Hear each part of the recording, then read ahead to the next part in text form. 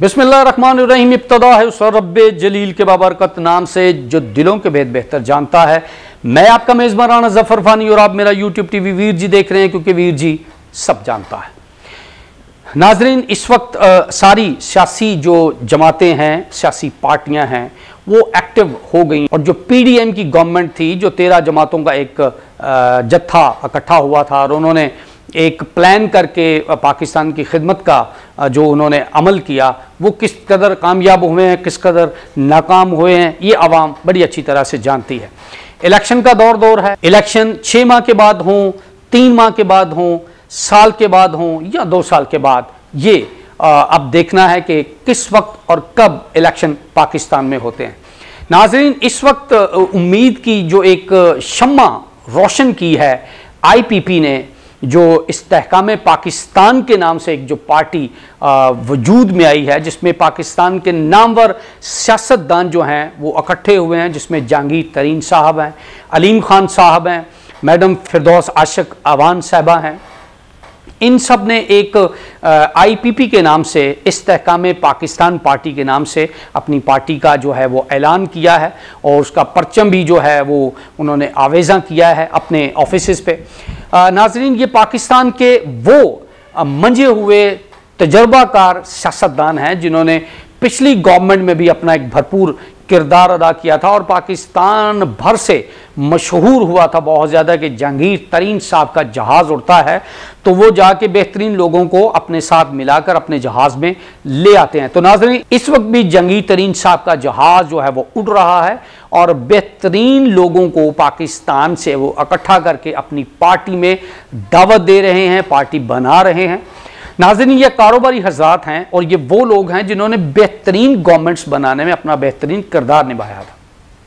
इसमें इंफॉर्मेशन का डिपार्टमेंट है, जो एक मोस्ट तजर्बाकार, एक बेहतरीन सियासतदान, मिनिस्टर भी 2 मरतबा रह चुकी हैं इंफॉर्मेशन की, मैडम फिरदौस आशिक अवान साहबा, वो इस पार्टी को इंफॉर्मेशन के डिपार्टमेंट को वो संभाल रही हैं और वो दबंग खातून हैं, काम भी बहुत ज़बरदस्त करती हैं।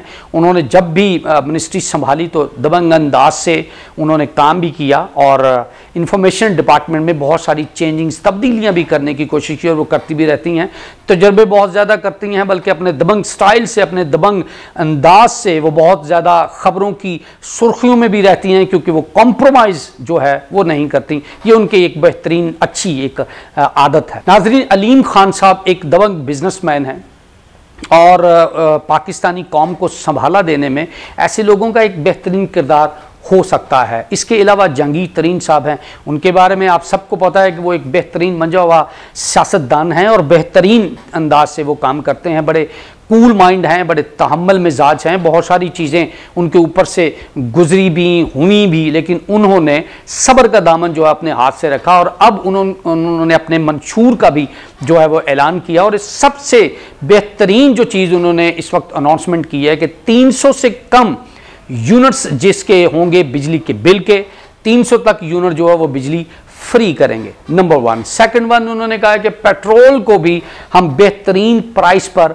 लेकर आएंगे, क्योंकि आपको याद होगा पिछली गवर्नमेंट का एक नारा था कि जब पेट्रोल की कीमत बढ़ती है तो समझ जाओ कि वजीर आजम चोर है।